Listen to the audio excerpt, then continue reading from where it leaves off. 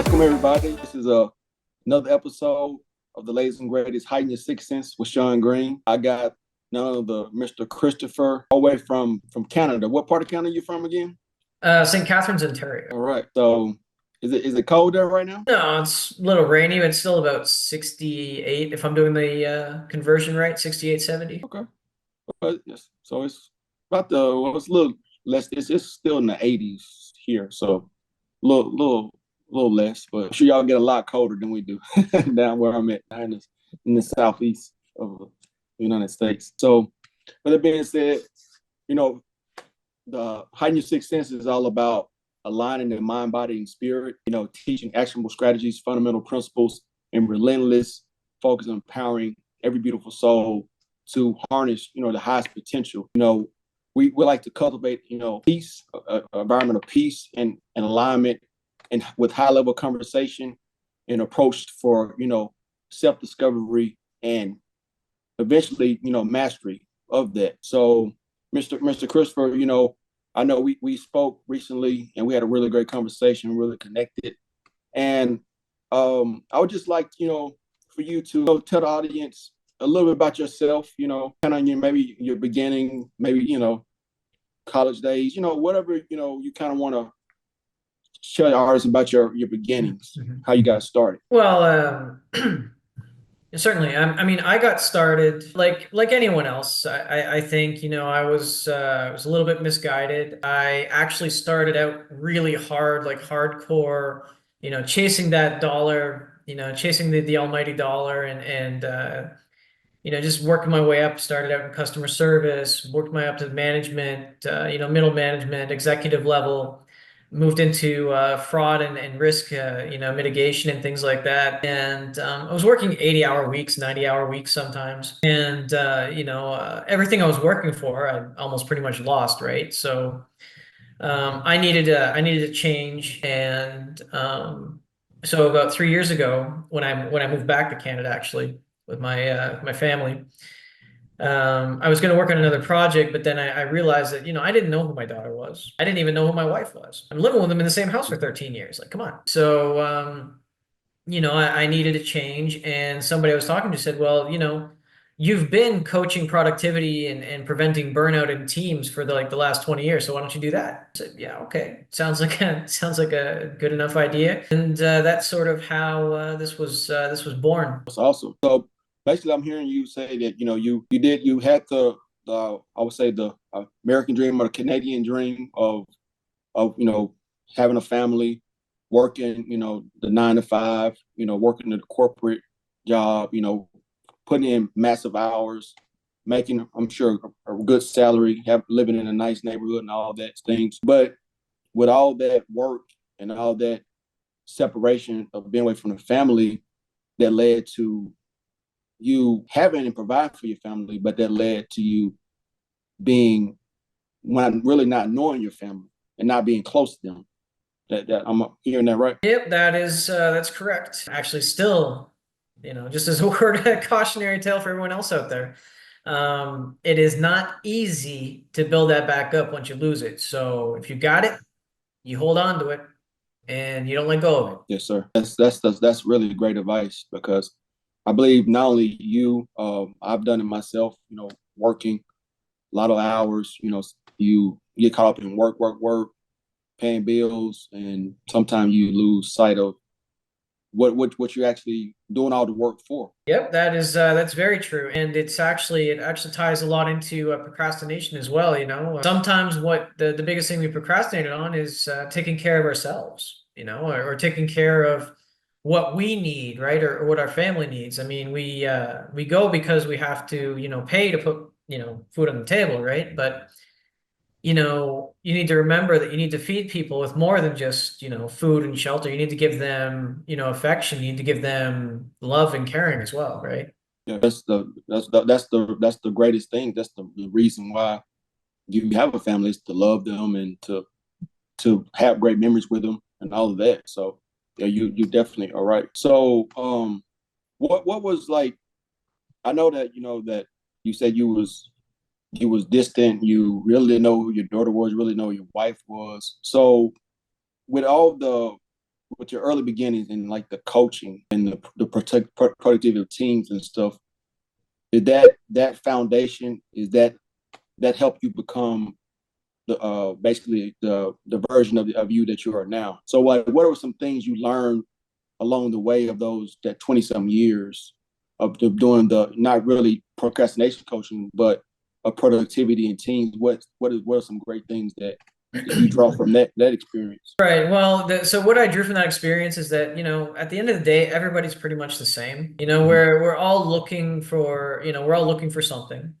Yeah. And we all want to be understood. We all want to be, I'm not going to say we all want to be productive, because that means different things to different people, but we want to feel like we belong. And that is often what leads us to the overwork and the burnout in the end, because we're either working because we want to feel like, we want to climb that corporate ladder and we want to be accepted. That's why we want to be at the top, right? Because, Mm-hmm. supposedly you have money, you got it all, because, you got people that follow you for the money or whatever, right? That's a whole other story. So I think one of the most important things I learned is that, no man is an island. We like to think that we need to be comfortable being on our own, but just ask for help. Don't take everything on yourself, because you don't have to take everything on yourself. But we have this stigma where, if we go to our work, or we go to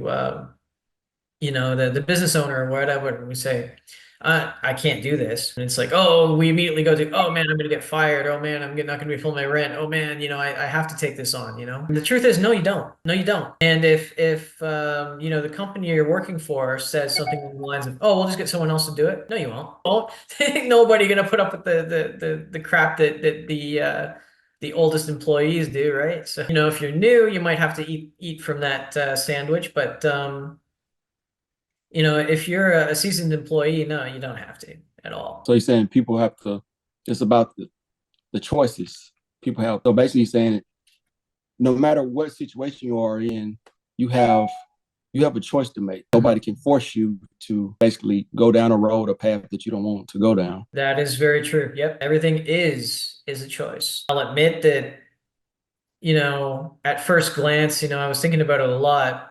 I think I made some of the wrong choices early on. But then again, if I hadn't have made those choices, I wouldn't be sitting here today, right? So everything happens for a reason. I think it's another really important thing that I learned in all those years too, is that everyone and everything has its purpose, has its reason, has its season. Mm-hmm. So just understanding that and being able to roll with that is important. Yeah. So what I'm hearing is that I look at it like you you have to forgive yourself. And so when I think about it, I think a lot of times a lot of people procrastinate is because of fear. But a bigger part of that fear is that they haven't forgiven themselves for something they may have done in a past situation. So that fear or the anxiety of that event or that memory makes them procrastinate from, you know, taking a step forward. You think that plays a factor? It can, depending on the kind of procrastination, it can for sure. Emotional procrastination, or kind of like emotional avoidance. And I can give you a very personal story on that side, actually. Back when my mom, I didn't really have a good relationship with my mom, but in the at the end, they told us that she was gonna die. Mm-hmm. They told us that, and I had seen her, but I didn't like going to the nursing home because it made me emotionally uncomfortable, right? So I was always busy. I was always finding extra work to do. I was always plugging my calendar full and saying, I'll go. And so I finally did put it on my calendar for it was a Monday, and the night before on the Sunday night, actually, I think it was probably early Monday morning, like 3 a.m. or something, or 2 a.m., midnight. They never even really told us when she passed away. And so my procrastination, robbed me of what, could have been my last interaction with my mom. Well, first of all, I just want to commend you for sharing that. That's a very personal and a touching story. I know it's a hard story to talk about. because your mother, your father, those are always, and most people, that's always the most important person. Unfortunately, some people may not have that same background or upbringing, but I really commend you for that because I kind of have a similar story. I had an Uncle Curtis. He was I'll say one of the uncles when I was growing up. He spent a lot of time with me. He was a farmer. He was a jack of all trades man, uh, World War II veteran. Just a great overall guy. Who just one of those uncles or people that was just loved by everybody. And so, uh, I went home. I was back when I was in the Navy. I went home on leave, and I just was busy visiting everybody. And at the time he was in the hospital, and I was like, I just never got a chance to go visit him. And then, probably about a month or so later, when I was back in Rhode Island, that's why I was my last station. I found he passed away. So it's like, I had the opportunity to go visit him, and I just let everything else get in the way of it. So I understand that feeling, from that aspect, that same similar situation. So I know that was a really tough, pivotal moment. Is that really what led you going down the path of doing the procrastinating coach, you would say?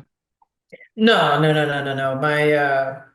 My path to procrastination coach was actually easier because I'd always procrastinated as a kid. Yeah, we all have. Yeah, so I was a master procrastinator, so I really understand it, and I really understand how debilitating it can be. The thing is that I was one of those procrastinators that could always get away with it. Like I never had any consequences. As a matter of fact, I'll tell you, I'll counter that other story with something a little bit better. So when I was ending high school, they gave us 2 years to do 12 art projects, and we had to do our show. We did research and show our inspirations and all this other stuff, right? Well, guess who waited until I think it was a Sunday night before we had to unveil these 12 pieces and have like an official examination and Yeah, explain everything. So guess who did all their art projects the last day? I mean, I was in the garage, I was scrambling trying to figure out what to do. I was yeah, using beer bottles, I was using caution tape, I was using styrofoam bits I found in there. I was just throwing things together and praying. yeah. I came Very across,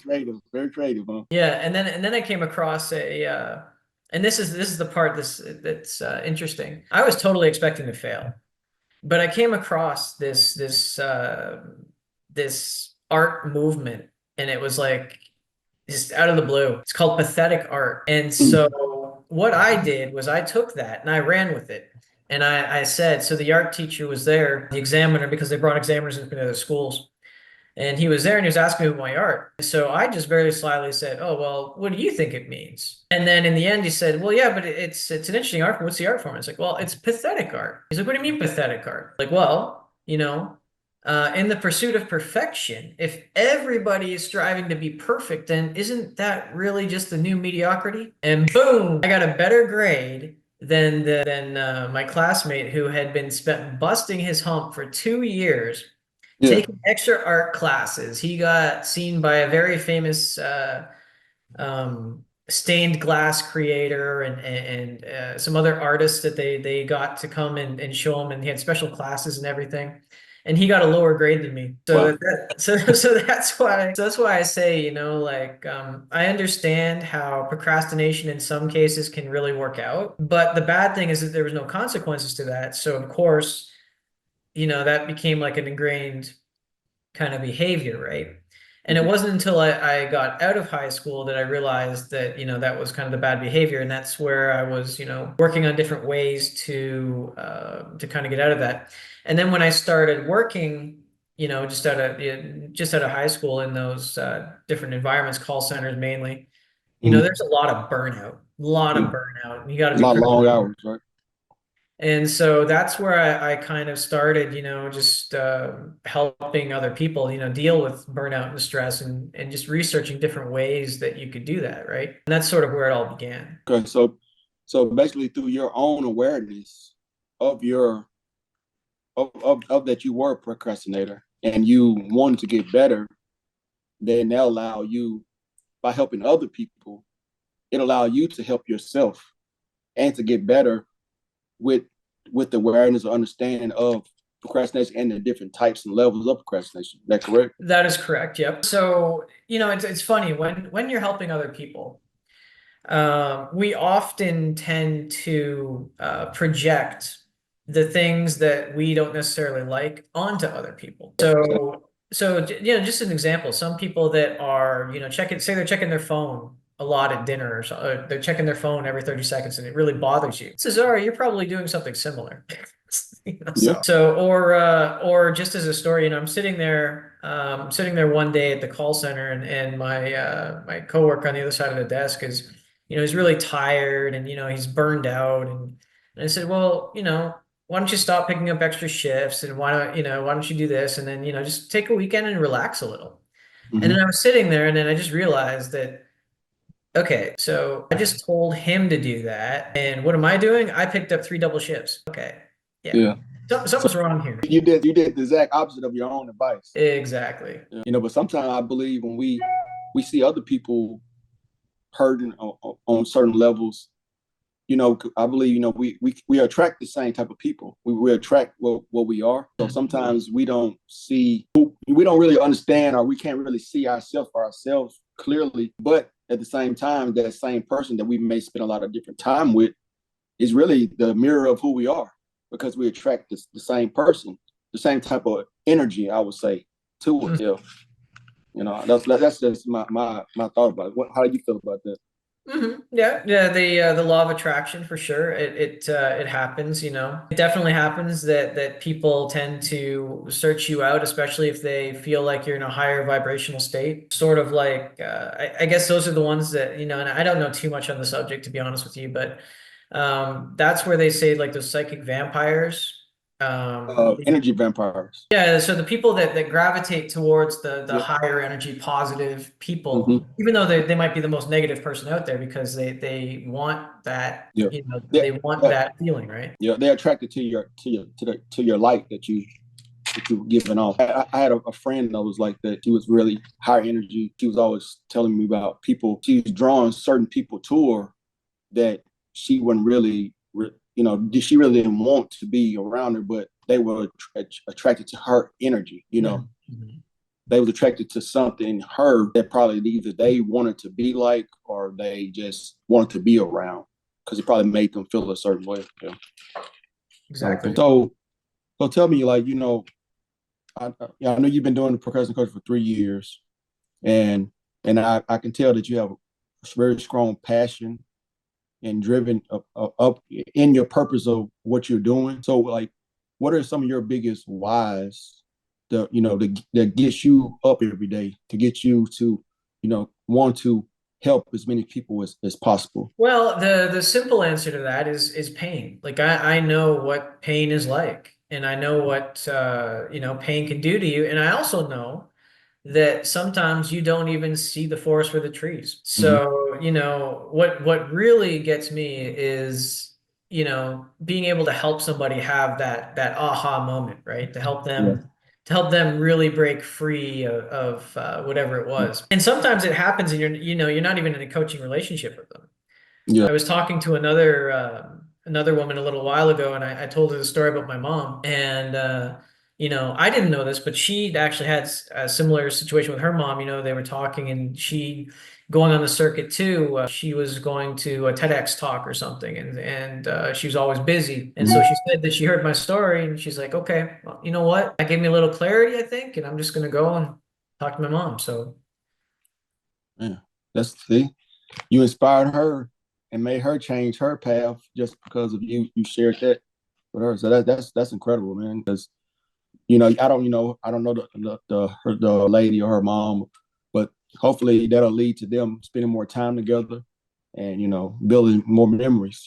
So that's very insightful, very very important, what I would say. So what are some things? I know when we spoke recently, you talked about, it was something that was very interesting.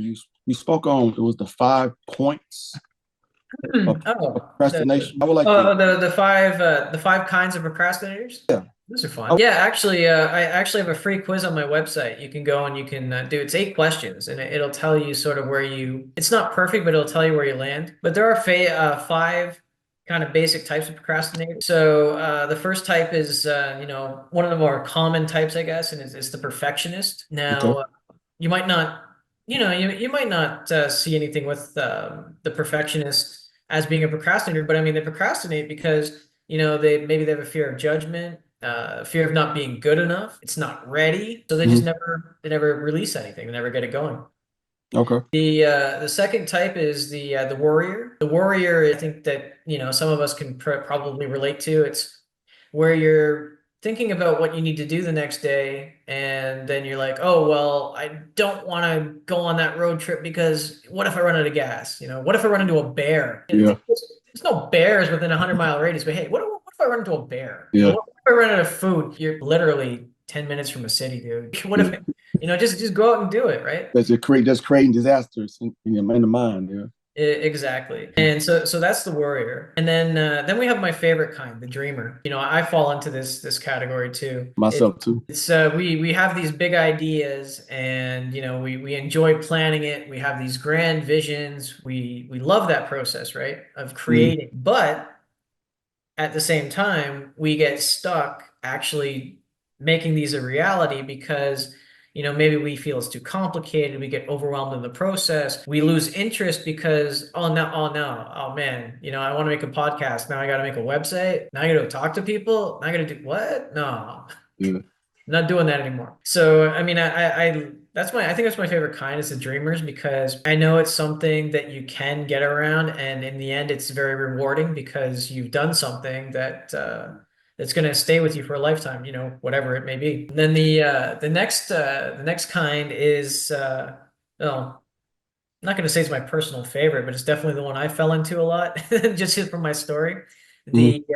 The crisis maker where we'd leave things to the last minute, and it's always because we either can't find the importance in it, and thus we wait for the deadline because once there's a deadline, ooh, it's important because now if you have a paper that's due in 2 weeks, you can sit Hmm. there and say, yeah, but hey, there's nothing better to get you some motivation and creativity flowing, your juices flowing, than Yep. sitting in a biology lab class. Again, same story. It was about biology. We had to do it was six Hmm. labs in a year, and I wound up doing all my labs in a weekend. So The rush of yeah, what's last the minute. statute of limitations on that? I think I'm good. So yeah, I kind of fudged the numbers a little bit on those reports because I Yeah. knew what other people got, so I just wrote them down.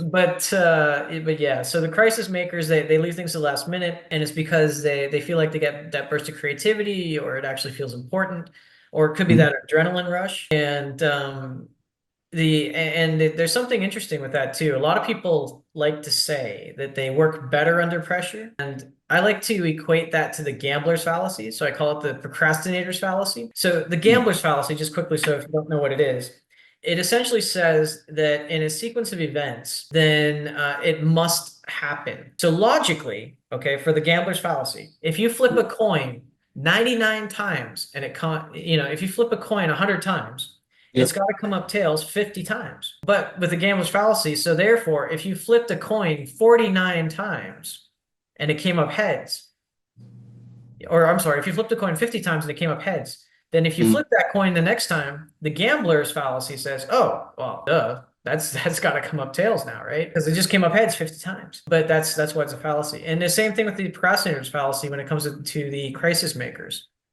They think their work is better, but it's really inconsistent. So you So need, you it's need to put a interesting. lot of time into it. You need to put a lot of thought into it.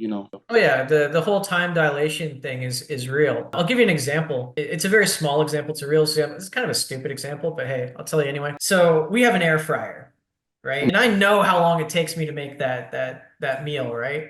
And so it's like, okay, so I procrastinate and I leave it to the last minute.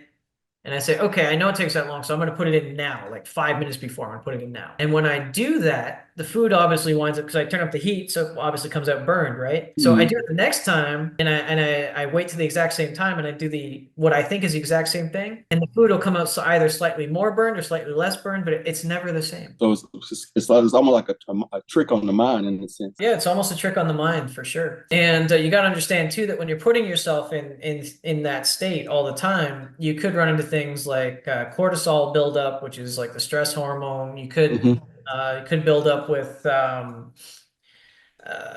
adrenal. You could wind up with adrenal fatigue too, which Yeah, is because not very you're constantly not releasing the cortisol, right? Yeah. yeah, and the adrenaline and the yeah, you can get tired. It's not a very nice thing. And the last kind of the archetype of the procrastinators is actually the defier. And you gotta love the defiers too. I mean, the defier is actually one of the easiest forms of procrastination to overcome. And it's simply because, we don't like being told what to do.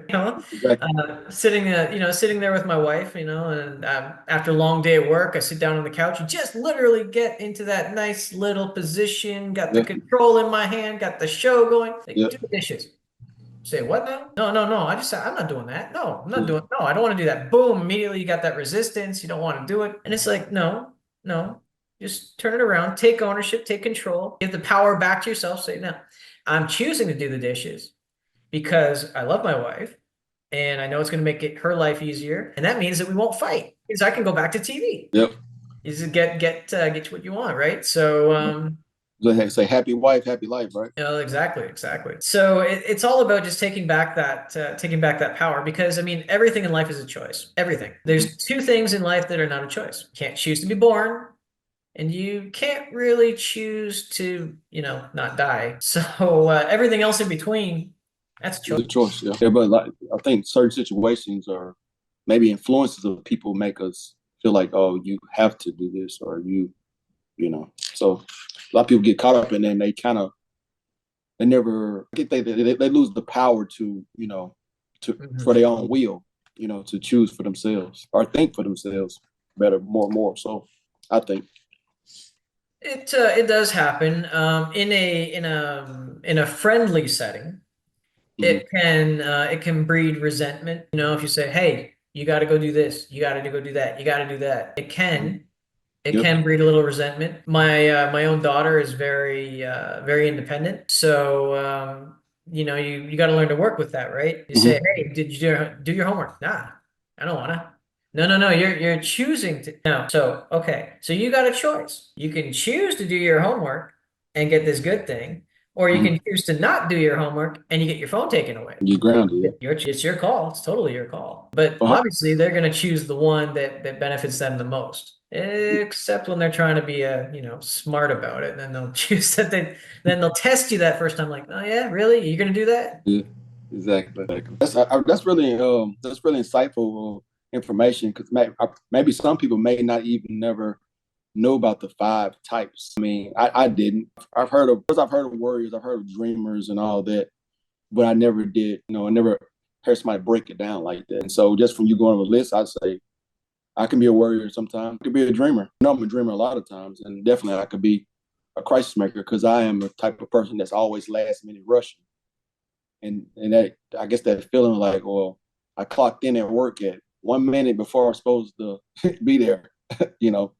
So that type of I guess you kind of get stuck in that. Sometimes people get stuck in certain paradigms or certain, probably don't even know reason why they're doing it. But a lot of it is just but don't you? I would say is a lot of procrastination related to habits. It can be related to habits, yes. There are some main uses. It can be habitual, it can be emotional, or it can just be environmental. And one of the tricks to actually beating procrastination is understanding where it comes from the first time in the first place. So if it's habitual, you got to figure out, well, okay, you got to sit back and you got to say, all right, this habit, where does this habit come from? And how is this procrastination serving me? Like, how is it serving me to not do this thing? Yeah. Because on some level, if it's a habit, it's obviously serving you or it did serve you at some point.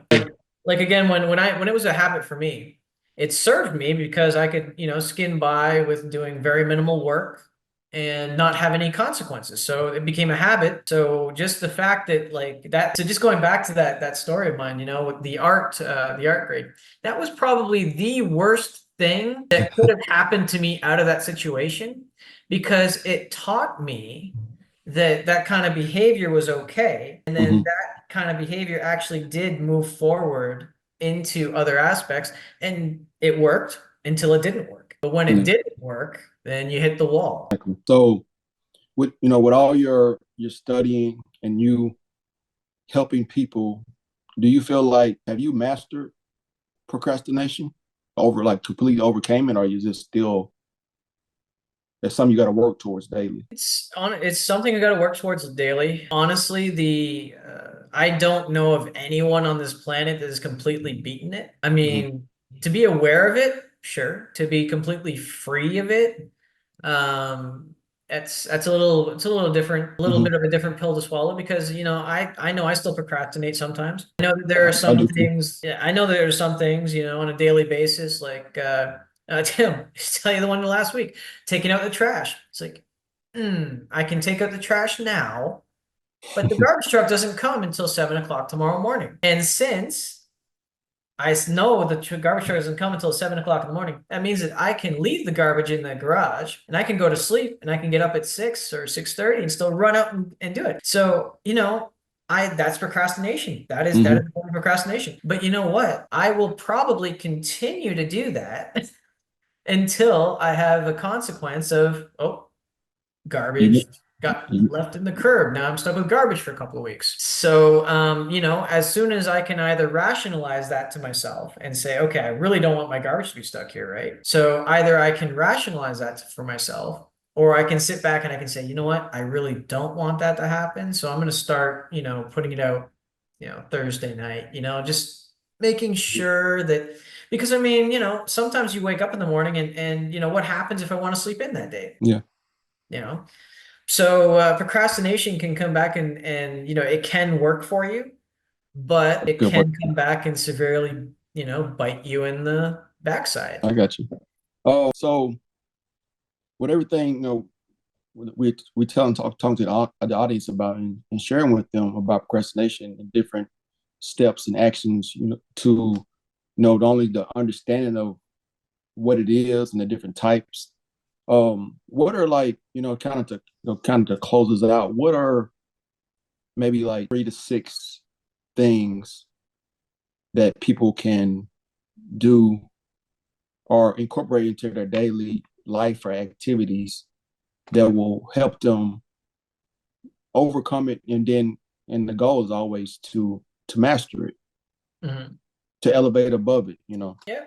Well, some really important rules that you need to know yourself. That would be the first big tip. So definitely know yourself, know your motivation, know what drains you and what energizes you, so that you can learn to schedule anything that it drains you in and about, and pepper it around, so that you're not always doing something that drains you before you do something that energizes you. The other thing is to just be mindful. I know that people might be tired about hearing about mindfulness, but I mean, mindfulness does not give you any space to procrastinate, really, because you're completely focused on what you're doing right at that second, and you're just moving forward to the next thing. So it's very, very hard for you to procrastinate if you're actually in the present moment, because Hmm. again, if you have anxiety about it, that's the worrier. You're in the future.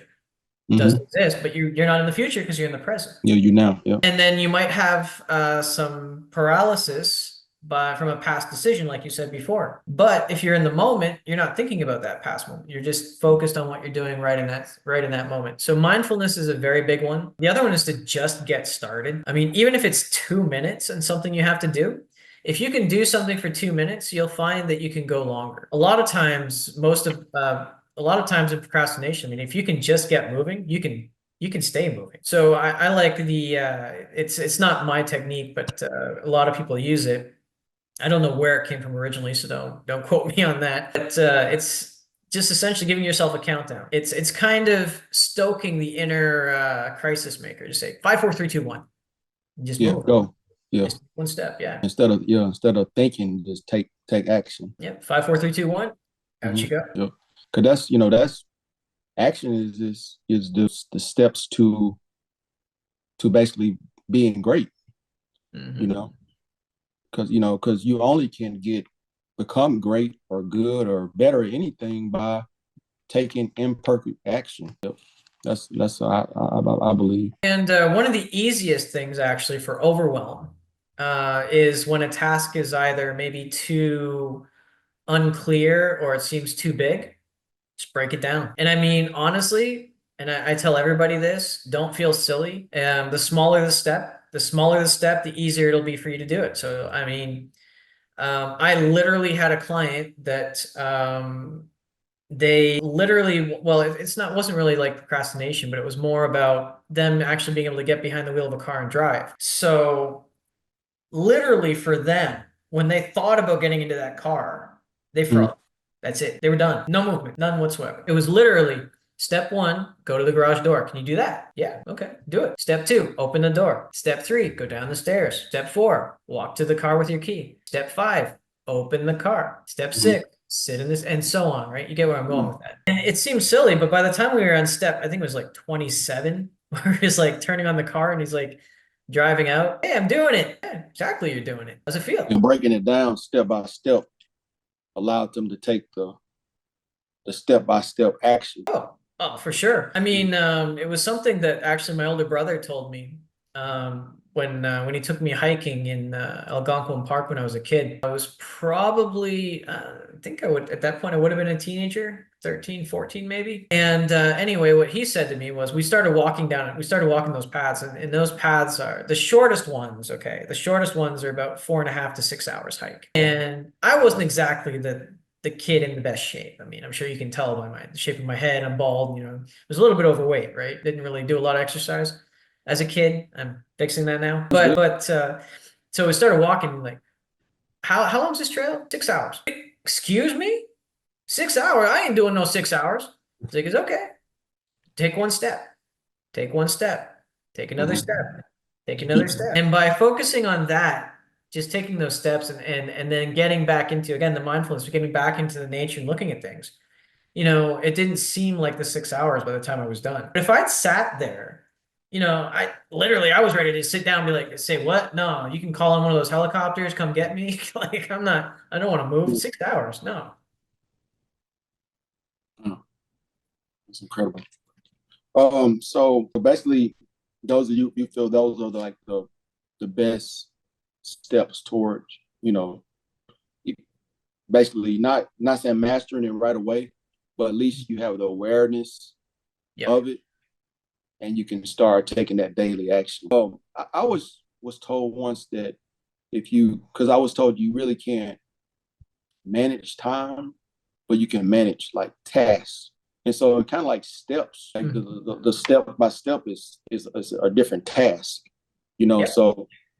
So if a person is can procrastinate, say you say, well, today you have three main tasks or six main tasks you're gonna do. And so that something like that could also maybe help a person eliminate the procrastination. So well, step one, I have to do the laundry, or step two, I gotta do the dishes, or something like that. Yep, just breaking it down into small tasks. There's also time blocking. I am not a fan of time blocking unless, in conjunction with the time blocking, you look at your energy and your focus. Because anybody, and I've had a client like this. They came to me and they said, I don't know what I'm doing wrong. I'm putting all my tasks, I'm organizing them, I'm putting them in my calendar, and yet, it's like I don't have enough time to get them all done.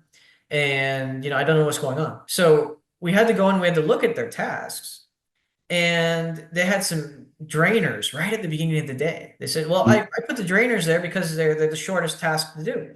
But they're the most emotionally draining. So Mm-hmm. once they did that task, it took them like 20 minutes to get into the next task because they were recovering from the previous one. And I just did one simple tweak. I said, okay.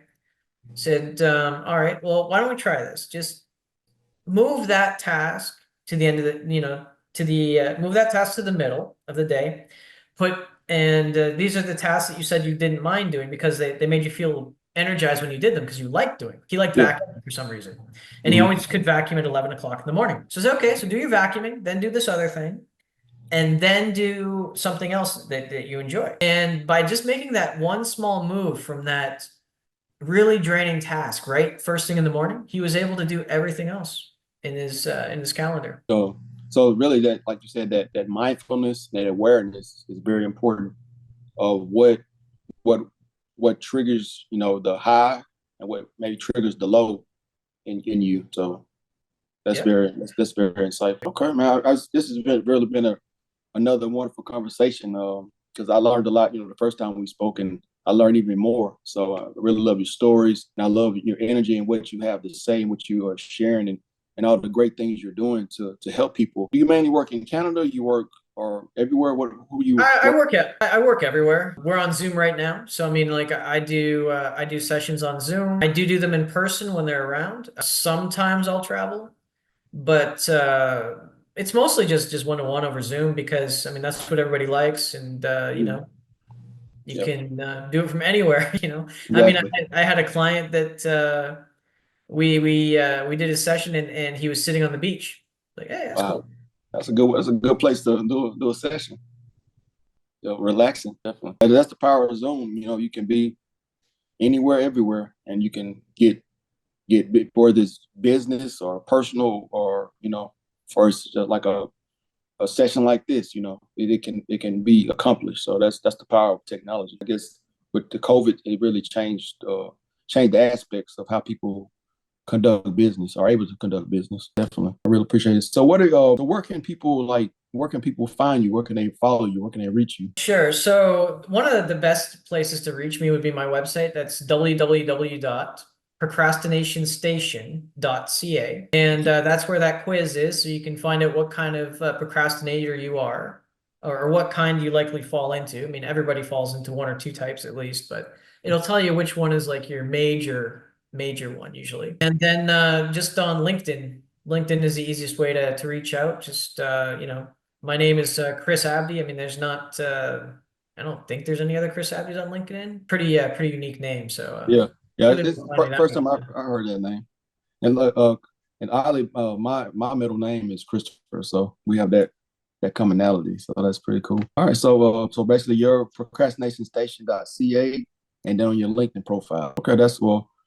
I pray that this will reach the masses, and a lot of people will reach out to you, and you can help millions of more people. So that's the path we want to elevate, and help people align, and get to that higher level, and eventually reach that mastery. Yeah, we sure do. Yes, sir. I appreciate you, Mr. Christopher, and it's been another great high-level conversation with you. And I'm looking forward to maybe we can connect sometime in the near future. Oh, hey, anytime you want to have me back to ramble, I can ramble. I can ramble with the best of them. But no, in all seriousness, thank you for having me on the show, Sean, and I appreciate the opportunity to speak to your audience, and Yeah, hopefully they found something useful because that's what I'm here for. I'm here to serve. yeah. Well, I pray so. This episode one. So you kicked it off for the high level Heighten Your Sixth Sense with Shaun Green, and maybe we'll meet again on episode 100. So I'm definitely looking forward to the journey, and if you want me to ever come on your podcast or do anything with you, I'm open and willing to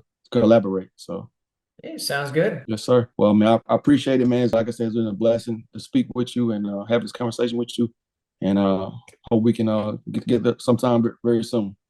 Hey, sounds good. Thanks a lot again. All right. Thank you all. Another episode of Heighten Your Sixth Sense with Shaun Green and Mr. Christopher Abdey. And we'll be talking to you guys sometime in the near future. All right, bye.